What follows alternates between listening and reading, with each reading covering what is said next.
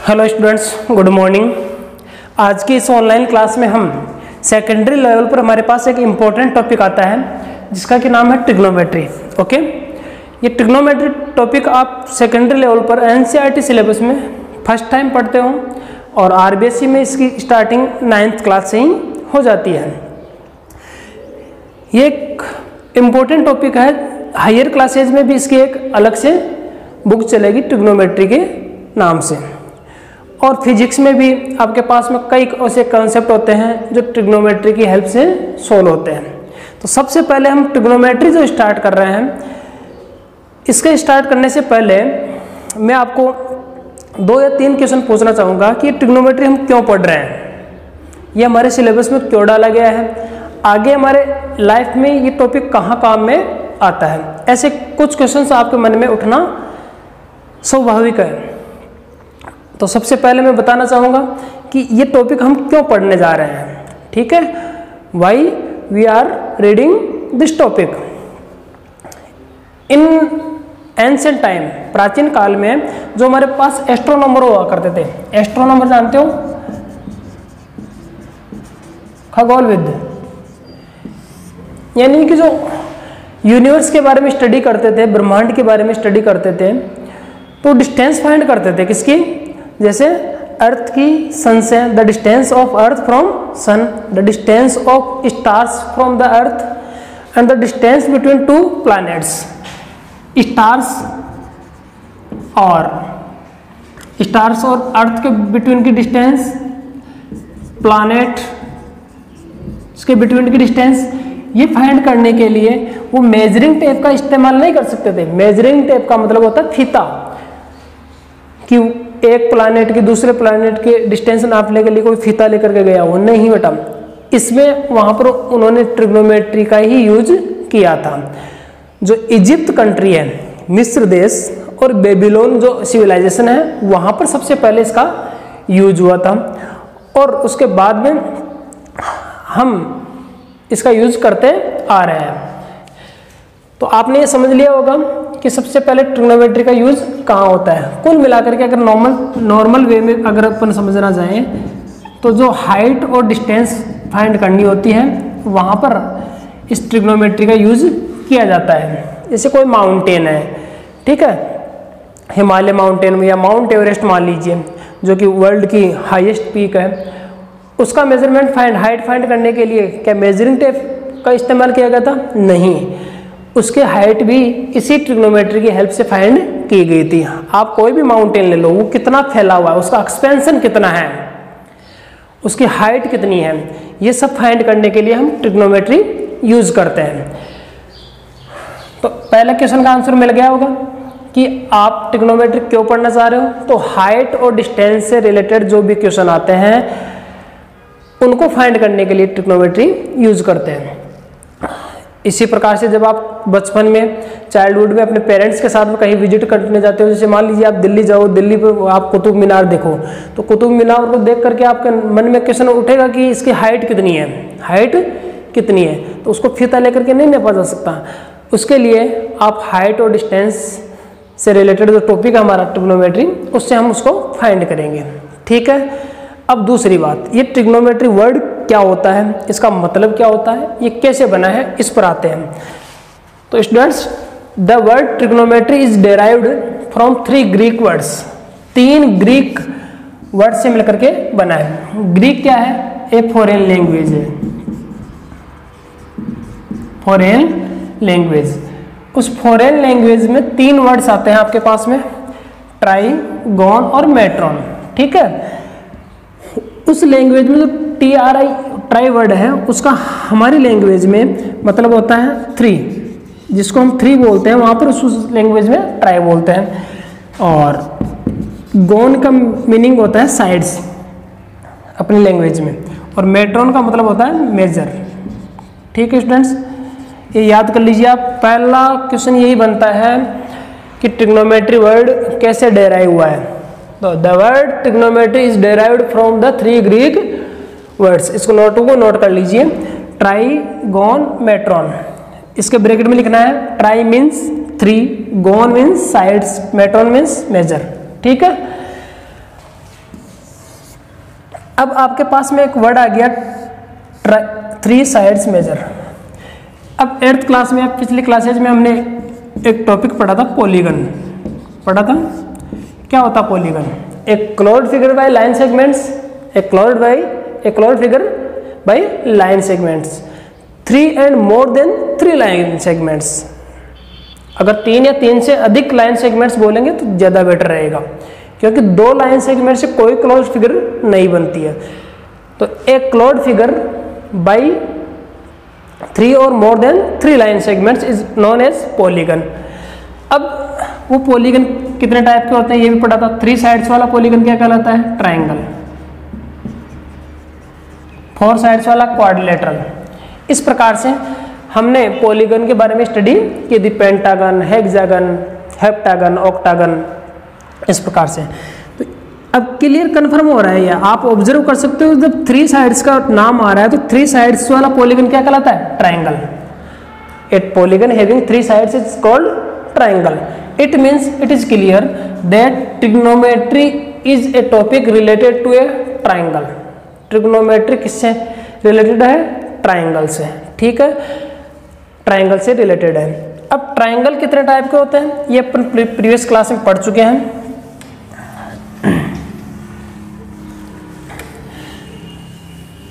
अब third question हमारे पास में आता है कि अगर इसको डिफाइन करने के लिए कहा जाए कि what is trigonometry, what is trigonometry, तो हमने एक्सप्लेन तो कर लिया कि इसमें हम क्या स्टडी करते हैं क्या नहीं करते, लेकिन जब इसको ऑथेंटिक डेफिनेशन की बात आती है तो ऑथेंटिक डेफिनेशन राइट करने के लिए हम इस प्रकार से इसको डिफाइन करेंगे कि व्हाट इज दिस ट्रिग्नोमेट्री।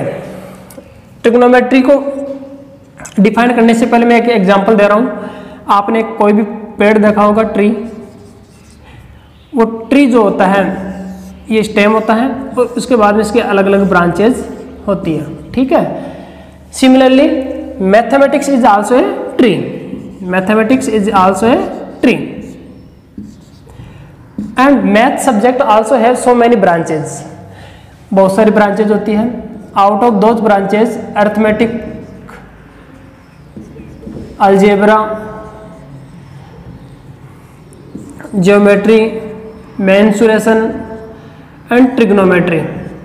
ठीक है, ट्रिग्नोमेट्री ये भी एक ब्रांच होती है। तो क्लियर है, तो डेफिनेशन की स्टार्टिंग कहां से करोगे? What is trigonometry? Trigonometry is a branch of mathematics. Trigonometry mathematics की एक क्या होती है? ब्रांच होती है। इन विच, उस ब्रांच में वी स्टडी, हम अध्ययन करते हैं about the relationship between the sides and angles of A triangle. अभी बताया था ना मैंने कि ट्रिग्नोमेट्री किससे रिलेटेड है? ट्राइंगल से। तो ट्राइंगल की जो साइड्स होती है और एंगल्स होते हैं उनमें क्या रिलेशन होता है इसके बारे में हम स्टडी करते हैं। ठीक है, तो ट्रिग्नोमेट्री की डेफिनेशन है, इसको राइट कर लो और लर्न कर लेना है। ठीक है, तो 2 क्वेश्चन तो इंपॉर्टेंट क्वेश्चन बनते हैं कि how derive the word trigonometry and second what is the definition of trigonometry. तो the trigonometry word is derived from 3 Greek words, tri, gon and metron. Tri means 3, gon means sides and metron means measure. Similarly, second question is that definition of trigonometry. Then we can say that trigonometry is a branch of mathematics in which we study about the sides and angles, relationship between the sides and angles of a triangle. Okay, अब मैं थोड़ा सा आगे चलता हूँ और triangle के बारे में डिस्कस करते हैं, क्योंकि ट्राइंगल से रिलेटेड है, इसलिए ट्राइंगल का मैं थोड़ा सा रिवीजन करवा देता हूँ आपको। तो you know students, what is triangle? A closed figure by 3 line segments. This is a triangular figure. Okay, triangle, A triangle has 3 vertices, 3 इसके वर्टिसेस होते हैं, 3 इसके साइड्स होती है, 3 इसके इंटीरियर एंगल्स होते हैं, 3 एक्सटीरियर एंगल्स होते हैं। तो ये ट्राइंगल की जो बेसिक प्रॉपर्टीज है वो अपन 9th क्लास में स्टडी की थी। ठीक है, उसके बाद में आता है classification of triangle. You know, triangles are classified on 2 basis. 2 आधार पर इनका क्लासिफिकेशन किया गया है, on the basis of sides and on the basis of angles. You know, on the basis of sides, triangles are of three types: equilateral triangle, isosceles triangle, and scalene triangle. What is equilateral triangle? A triangle having equal length of sides. A triangle whose length of all sides are equal is called equilateral triangle. What is isosceles triangle? A triangle whose two sides are equal are known as isosceles triangle, and a triangle whose sides are of different lengths is known as scalene triangle. In acute angle triangle, the measurement of all three angles are less than 90 degree. इसमें तीनों angles का सम कितना होता है? 90 से कम होता है. In right angle triangle at least one angle is exact 90 degree. मतलब एक एंगल कितने का होता है? 90 डिग्री का. And other two angles are acute angles. Similarly, obtuse angle triangle, a triangle in which one angle, at least one angle is more than 90 degree is called as obtuse angle triangle. ठीक है. Now in our secondary syllabus there is only right angle triangle. It means we will study trigonometry in a right angle triangle. In higher classes you will study in acute, obtuse, or in these triangles also. Then I will continue with right angle triangle.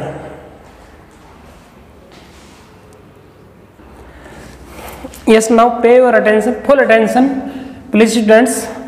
This is a right angle triangle. ये आपके पास एक right angle triangle है in which angle B is 90 degree.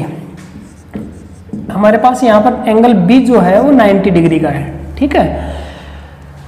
और ये जो angle A and angle C, ये हमारे पास कौन से एंगल है? Acute angle. कौन से एंगल है? एक्यूट एंगल है हमारे पास. तो राइट एंगल ट्राइंगल में आपको ये दो चीजें याद रखनी होगी कि एक एंगल तो एग्जैक्ट 90 डिग्री का होता है और अदर टू एंगल 90 से less. It means acute angle होते हैं. अब इन तीनों साइड्स का अलग अलग नेम होता है. ठीक है. वैसे कॉमन तो अपन कहते हैं कि sides of A triangle, but in right angle triangle each side has a unique name. उसका अलग से एक यूनिक नेम होता है. Now the name of first side is hypotenuse, perpendicular and base. ये तीन नाम होते हैं, हाइपोटेन्यूज, परपेंडिकुलर और बेस. अब आपको आइडेंटिफाई करना है कि एक राइट एंगल ट्राइंगल में हाइपोटेन्यूज तो कौन होता है, परपेंडिकुलर कौन होगा, बेस कौन होगा. इसको ध्यान से समझना है क्योंकि मैक्सिमम बच्चे यहीं पर गलती करेंगे. नॉर्मली क्या समझते हैं, हाइपोटेन्यूज को समझने में कोई दिक्कत नहीं होती, लेकिन परपेंडिकुलर को और बेस को समझने में 90% बच्चे गलती करते हैं. इसलिए कॉन्सेप्ट यही समझना जरूरी है, ये ध्यान रखें. तो हाइपोटेन्यूज किसको बोलेंगे? इसको हाइपोटेनस भी बोलते हैं, हाइपोटेनस भी बोलते हैं, हाइपोटेन्यूज भी बोलते हैं. Opposite sides to the right angle triangle vertex. आपको पता है एक ट्राइंगल में कितने वर्टेक्स होते हैं? 3 वर्टेक्स होते हैं, यानी 3 vertices. Triangle has 3 vertices. Out of 3 vertices, this is right angled vertex. Then the which opposite side, यहाँ जो 90 डिग्री एंगल बनता है इसके सामने वाली जो साइड होती है, opposite side to the right vertex is known as hypotenuse. Opposite side to the right angled vertex is called hypotenuse. Here in this diagram, बताइए कौन होगा? AC is hypotenuse. हाइपोटेन्यूज है. ठीक है. AC कौन होगा? हाइपोटेन्यूज. तो समझ गए होंगे. अब जैसे मान लो आपके पास ट्राइंगल ऐसा बना हुआ जाए PQR और ये 90 डिग्री का है. अब बताइए इसमें हाइपोटेन्यूज कौन हुआ? PR. इसमें हमारा क्या होगा? हमारा क्या होगा? हाइपोटेन्यूज. PR हाइपोटेन्यूज होगा. इसी प्रकार से आपके पास में ट्राइंगल कैसे भी आ जाए, ये आ गया, नाम है इसका अक्स वाई जेड. बताइए इसमें हाइपोटेन्यूज कौन हुआ? X Z is our hypotenuse because this is the opposite side of right angled vertex. ठीक है. अब दूसरा था परपेंडिकुलर. परपेंडिकुलर इन दोनों में मिस्टेक करते हैं, परपेंडिकुलर और बेस में. तो ये डिफरेंस समझे और आपको गलती नहीं करनी है, अदरवाइज आपसे क्वेश्चन करने में आंसर मैच नहीं होंगे, आपके हर क्वेश्चन गलत हो जाएगा अगर आप ये नहीं समझे तो।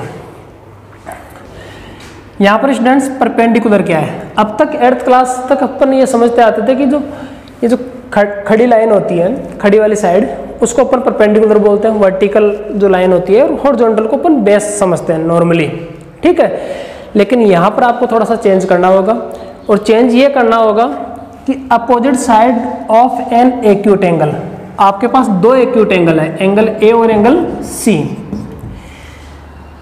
तो कौन सा एक्यूट एंगल ले रहे हो आप, किस एक्यूट एंगल के लिए आप परपेंडिकुलर चूज कर रहे हो वो डिपेंड करेगा। तो जो भी एंगल ले रहे हो उसके सामने वाली साइड क्या होगी, परपेंडिकुलर। जैसे 4 एंगल सी, बताओ एंगल सी के लिए बताओ परपेंडिकुलर कौन होगा, इसके सामने कौन है, ये वाले परपेंडिकुलर होगा। तो 4 angle C A B is perpendicular, इसके लिए बेटा ये परपेंडिकुलर है ए बी। और इस एंगल ए के लिए अगर बात करें तो एंगल ए के लिए परपेंडिकुलर कौन होगा, B C, B C perpendicular होगा, ठीक है। तो कुल मिलाकर के आपको ये बात रखनी है कि जो एक्यूट एंगल होता है उस एक्यूट एंगल के सामने वाली साइड क्या होगी, परपेंडिकुलर। रेस्पेक्टिव एक्यूट एंगल के सामने वाली अपोजिट साइड क्या होगी, परपेंडिकुलर, ठीक है। अब आता है बेस में। अब you know that an angle is consist of by 2 sides, एक एंगल कितने साइड से मिलकर के बना होता है, 2 साइड से। एंड द कंटेनिंग साइड्स, अब एक्यूट एंगल आपके पास एंगल ए है और एंगल सी है। अब एंगल ए को बनाने वाली दोनों साइड कौन कौन सी है, ए बी और ए सी। तो ए सी तो फिक्स हो गया हमारा कि ये तो क्या है, हाइपोटेन्यूज है, ये तो फिक्स है। अब इनमें से ये चेंज होते हैं, इसकी बात करें तो ये परपेंडिकुलर होता है, और ये अपोजिट साइड होगी तो ये हमारा बेस हो जाएगा।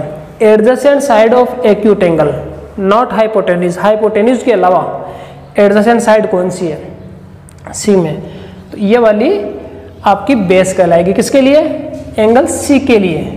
अगर सी की बात करते हैं, एंगल सी के लिए आपका बी सी बेस होगा, और एंगल ए के लिए बताओ, एंगल ए के सामने कौन है, बी सी, तो ये परपेंडिकुलर होगी, और बेस कौन होगी, ये वाली, ये बेस होगा, ठीक है। एंगल ए के लिए ये बेस होगा, ये परपेंडिकुलर होगा। एंगल सी के लिए ए बी क्या होगा, परपेंडिकुलर, और बी सी क्या होगा, बेस। ये आपको तीनों की आइडेंटिफिकेशन करना आ जानी चाहिए, इसके बाद में आप क्वेश्चन कर पाओगे, अन्यथा नहीं कर पाओगे, ठीक है। अब रही बात एंगल्स की, तो हम एक्यूट जो एंगल है, ये तो 90 डिग्री एंगल है, राइट एंगल है। अब जो एक्यूट एंगल है इसको एंगल ए बी लिख सकते हैं, एंगल सी बी, या फिर इनको सिंबल भी दे सकते हैं। जैसे एंगल्स को सिंबल देने के लिए अपन नॉर्मली क्या यूज करते हैं, थीटा, ये थीटा बेटा, थीटा, ये phi, psi, alpha, beta, gamma, ठीक है। Alpha, beta, gamma,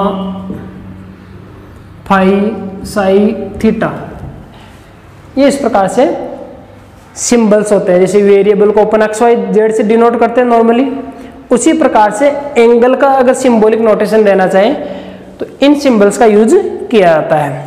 out of this symbols which symbol is frequently और नॉर्मली यूज्ड इज थीटा।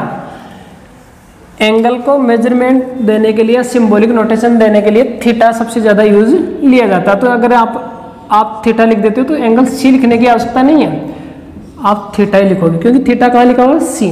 तो theta means angle C, theta और एंगल सी ये दोनों सही है। इसी प्रकार से अगर आपके पास थीटा यहाँ लिखा हुआ है तो उस कंडीशन में एंगल ए बोल दो या थीटा बोल दो, एंगल थीटा नहीं बोलेंगे, ओनली थीटा, ठीक है। और अगर ए बोल रहे हो तो एंगल ए। इस प्रकार से ये राइट एंगल ट्राइंगल का नॉलेज हुआ। अब हम हमारा जो ट्रिग्नोमेट्री टॉपिक आता है उस पर आते हैं।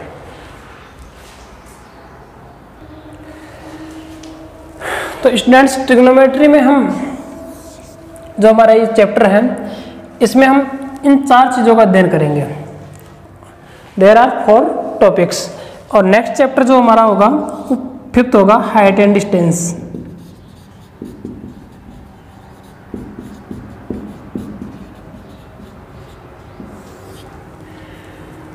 In this chapter, first of all, we will read about trigonometric ratios, and that is our exercise 8.1.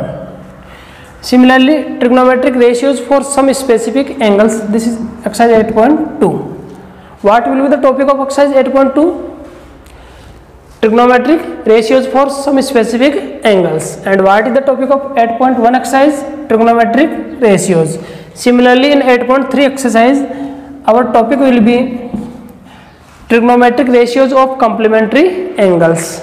And in last 8.4 exercise, trigonometric identities or mutual relationship between trigonometric ratios.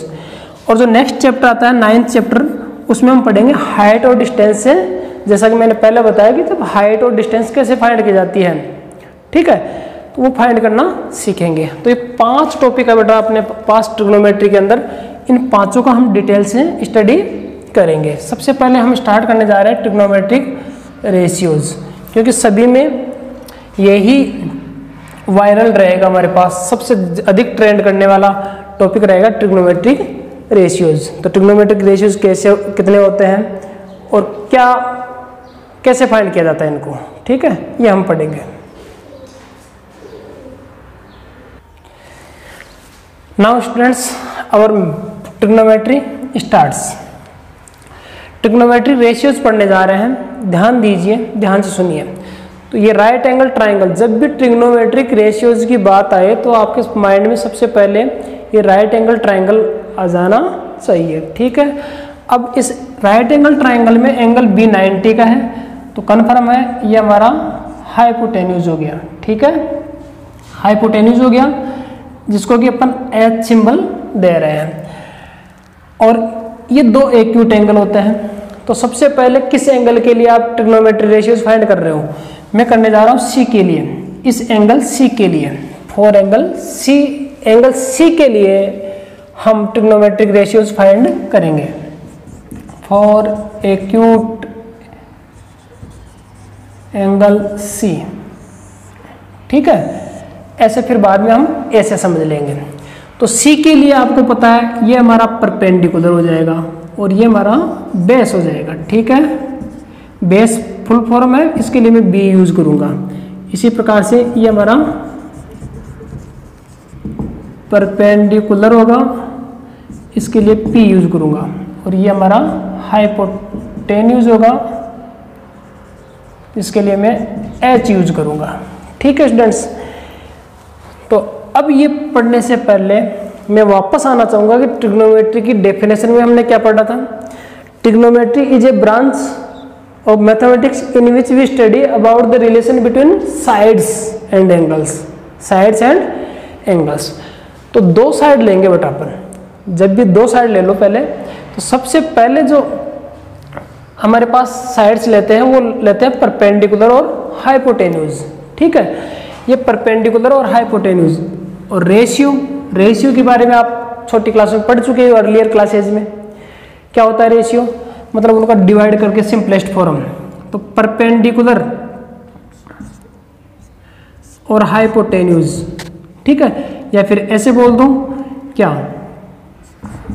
A B upon A C, A B upon A C, A C hypotenuse है, A B perpendicular होगा। तो इस ratio को, perpendicular upon hypotenuse के ratio को, या A B और ए सी side के रेशियो को क्या नाम दिया गया बेटा? Sine of angle C. ये तो पूरा नाम होता है और इसको शॉर्ट फॉर्म में ऐसे लिखा जाता है साइन सी। ये बेटा सिन नहीं है, इसको साइन पढ़ना है, इसकी फुल फॉर्म होती है। वैसे सिन ये नहीं होता, पाप। क्या होता है? पाप। लेकिन ये पाप वाला नहीं है, ये हमारा साइन है, SIN। इसको नाम दिया गया था यूरोपियन कंट्रीज़ के जो मैथमेटिशियंस हुए थे उनमें हमारे आर्यभट्ट हुए थे, उन्होंने इसको नाम ज्या दिया था, ज्या, अर्ध ज्या। ठीक है, लेकिन हम इंग्लिश में पढ़ रहे हैं इसलिए आपको हिंदी वर्ड से कोई मीनिंग मतलब नहीं है। साइन याद रखें, ये पूरा नाम होता है। पहला ट्रिग्नोमेट्रिक रेशियो है, first trigonometric ratio sine of angle C. ये चेंज हो सकता है, एंगल ए भी आ सकता था यहाँ पर जो हम बाद में पढ़ेंगे, लेकिन फिलहाल हम एंगल ए के लिए पढ़ रहे हैं इसलिए एंगल सी लिख दिया। इसकी शॉर्ट फॉर्म ये होती है। तो ये साइन सी किसके इक्वल होगा? Perpendicular upon hypotenuse. सेकंड आता है कोसाइन। साइन क्या लग गया? कोसाइन। अब इसकी शॉर्ट फॉर्म होगी स्टार्टिंग के 3 लेटर्स, शुरू के जो 3 लेटर होते हैं इनको शॉर्ट फॉर्म में लेते हैं। जैसे इसके शुरू के 3 लेटर ये ले लिए, बाकी के छोड़ देते हैं। तो कोसाइन ऑफ एंगल सी को हम लिखेंगे कॉस सी, ये शॉर्ट फॉर्म है बेटा। ठीक है, यहाँ पर ये एंगल नहीं लगाए, गलत हो जाएगा आपका, और यहाँ पर भी एंगल नहीं लगाए, यहाँ पर लगता है जो कि अपन यूज में नहीं लेंगे, शॉर्ट फॉर्म ही यूज में लेंगे। थर्ड आता है टेंजेंट ऑफ एंगल सी। अब इसमें किस किस साइड को लिया गया है? एक तो बेस को और हाइपोटेन्यूज को। ठीक है, बेस हमारा BC है और हाइपोटेन्यूज AC है। तो बेस अपॉन हाइपोटेन्यूज, ये अपॉन ये क्या कहलाता है? कॉस। ये अपॉन ये क्या कहलाता है? साइन। ये सेकंड ट्रिग्नोमेट्रिक रेशियो हो गया। थर्ड आता है tangent of angle C and tan C. इसमें आता है P अपॉन B, परपेंडिकुलर और बेस, यानी कि AB अपॉन BC। ठीक है स्टूडेंट्स, 3 हमारे पास से ट्रिग्नोमेट्रिक रेशियोज हो चुके हैं। पहला sine, second cos, third tan. These are the 3 main trigonometric ratios and remaining 3 are the reciprocal of these 3। बाकी के 3 बचे हुए इनके रेसिप्रोकल होते हैं बेटा। नेक्स्ट फोर्थ जो होता है वो होता है कोटेंजेंट। कोटेंजेंट, कोटेंजेंट में किसका रेसिप्रोकल होता है? टेंजेंट का रेसिप्रोकल होता है। नाम से पता चल रहा है, कोटेंजेंट किसका रेसिप्रोकल होता है? टेंजेंट का। तो यानी कि कोट सी, इसकी शॉर्ट फॉर्म कोट हो जाएगी, है ना, कोट सी। इसका फॉर्मूला होता है B अपॉन P, यानी इसी का रेसिप्रोकल होता है ये। इसका हो जाएगा BC अपॉन AB। अगर साइड्स में देना चाहे, नाम से देना चाहे तो बेस अपॉन परपेंडिकुलर। दोनों में आपको तैयार रहना है। ठीक है, फिफ्थ ट्रिग्नोमेट्रिक रेशियो आता है सेकेंड। ये रेसिप्रोकल होता है इसका, कॉस का। ठीक है, तो इसका ये हो जाएगा hypotenuse upon base, AC upon BC। ठीक है, और लास्ट कॉस सेकेंड ये इसका होता है। इसके शॉर्ट फॉर्म हम शुरू के 5 लेटर लेंगे बेटा। कितने लेंगे? 5, क्योंकि शुरू के 3 लेने पर हमारे पास कॉस ही बनता है, इसलिए इसको कोसेक बोला जाता है। इन सब में स्टार्टिंग के 3 लेटर्स लिए जाते थे, यहाँ 5 लेटर लेने होंगे, 5 लेटर्स ऑफ कॉस सेकेंड। ठीक है, और ये किसका रेसिप्रोकल होता है? साइन का। तो साइन का फॉर्मूला आपने पढ़ा था, हाइपोटेन्यूज अपॉन नहीं परपेंडिकुलर अपॉन हाइपोटेन्यूज था, इसका रेसिप्रोकल हो जाएगा ये। तो ये AC अपॉन AB। ठीक है स्टूडेंट्स, तो इस प्रकार से ये हमारे पास 6 ट्रिग्नोमेट्री रेशियोज होते हैं। कैसे याद रखना है आपको? Sine cos tan, sine cos tan, cot sec cosec, ये ऑर्डर वाइज। ऐसे नहीं साइन के बाद टेन बोल रहे हो और कोसेक बोल रहे हो, नहीं, sine cos tan, cot sec cosec. रही बात इस एंगल की, तो ये एंगल चेंज हो सकता है। जैसे मान लीजिए आपके पास यहाँ पर थीटा आ जाता है, क्या जाता है? थीटा, सी पर थीटा, तो हम यहाँ पर थीटा लिखेंगे बेटा। ये थीटा लिख दो यहाँ पर, ये लो थीटा बन गया। थीटा लिख देंगे, कोई दिक्कत नहीं है हमारे पास। ये लो, आ गया समझ में? अगर मान लो एंगल ए के लिए पूछें, आप इसका स्क्रीनशॉट ले लीजिए और इसको नोटबुक में राइट डाउन कर लीजिए। अब मैं आता हूं फॉर एक्यूट एंगल ए के लिए। अब स्टूडेंट्स आपको पता है इस एंगल ए के लिए, इसके लिए परपेंडिकुलर कौन होगा? ये होगा।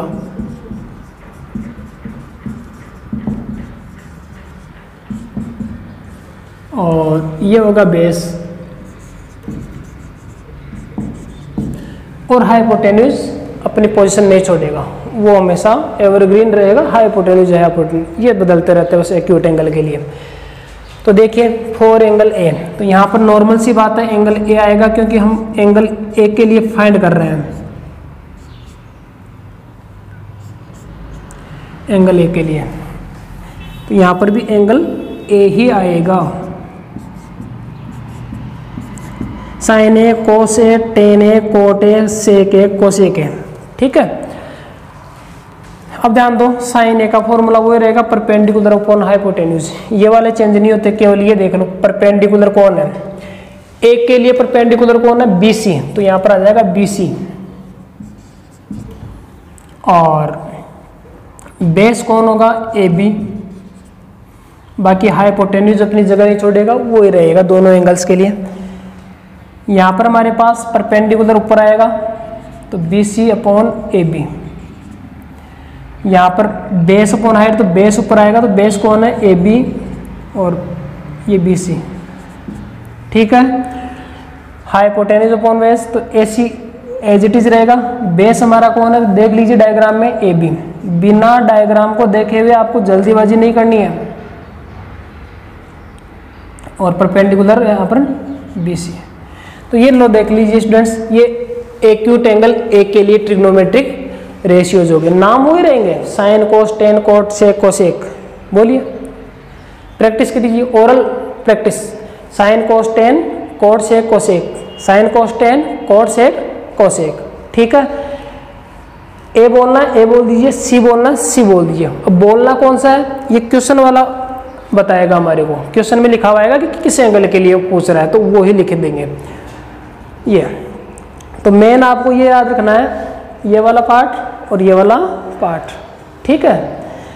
अब इसको याद करने की आपको एक शॉर्ट ट्रिक बताता हूँ, वो शॉर्ट ट्रिक अलग अलग बंदों ने अलग अलग प्रकार से बना रखी है। जैसे एक टेबल है, सबसे पहले तो आपका साइन होना चाहिए, अब थीटा मान लेता हूँ, साइन थीटा, कोस थीटा और टेन थीटा, ये हमारे पास 3 ट्रिग्नोमेट्रिक रेशियोज होते हैं। और कोट थीटा इसका रेसिप्रोकल होता है, सेक थीटा इसका रेसिप्रोकल होता है, और कोसेक थीटा इसका रेसिप्रोकल होता है। अब इसका फॉर्मूला होता है P/H और इसका B/H, P for perpendicular, H for hypotenuse, B for base, H for hypotenuse, P/B, ठीक है। तो हमारे पास ये एक फॉर्मूला बन जाता है, इसको याद रखने के अलग अलग तरीके हैं, ठीक है। नॉर्मली स्टूडेंट्स याद करने के ऐसे रखते हैं, पाकिस्तान भूखा प्यासा, हिंदुस्तान हरा भरा, पाकिस्तान भूखा प्यासा और हिंदुस्तान हरा भरा। या फिर ऐसे बोल सकते हैं पी बेबी पी, हाय हाय बेबी, या पी बाबा पी, हाय हाय बाबा। तो ये आपके ऊपर डिपेंड करता है आप किस प्रकार से इसको याद रखते हो। अगर आप ये याद रख लेते हो, जैसे तुरंत लिख दिया पी बी पी, है ना, पाकिस्तान भूखा प्यासा, हिंदुस्तान हरा भरा, तो ये वाला ये तो होता है साइन P/H, ये होता है कोस और ये होता है टेन। फिर इसको पहले बोल दो, ऊपर बोल दो, इसको नीचे बोल दो, ये हो जाएगा कोट, इसको ऊपर इसको नीचे, ये सेक, इसको ऊपर इसको नीचे, तो ये क्या हो जाएगा कोसेक। इस प्रकार से ये 6 ट्रिग्नोमेट्रिक रेशियोज होते हैं। ये 6 ट्रिग्नोमेट्रिक रेशियोज आपको याद रखने हैं, और याद रखने के बाद में ही हम इससे रिलेटेड क्वेश्चंस को कर पाएंगे, अदरवाइज इम्पॉसिबल रहेगा। तो आप ये टेबल याद रखें, ठीक है ना, और इस टेबल के आधार पर हम ये ट्रिग्नोमेट्रिक रेशियोज फाइंड करेंगे। तो आज की इस ऑनलाइन क्लास में हम इतना ही है, इसको नोटबुक में उतारना है और याद करना है। नेक्स्ट ऑनलाइन क्लास में हम इस पर आधारित क्वेश्चन सॉल्व करेंगे।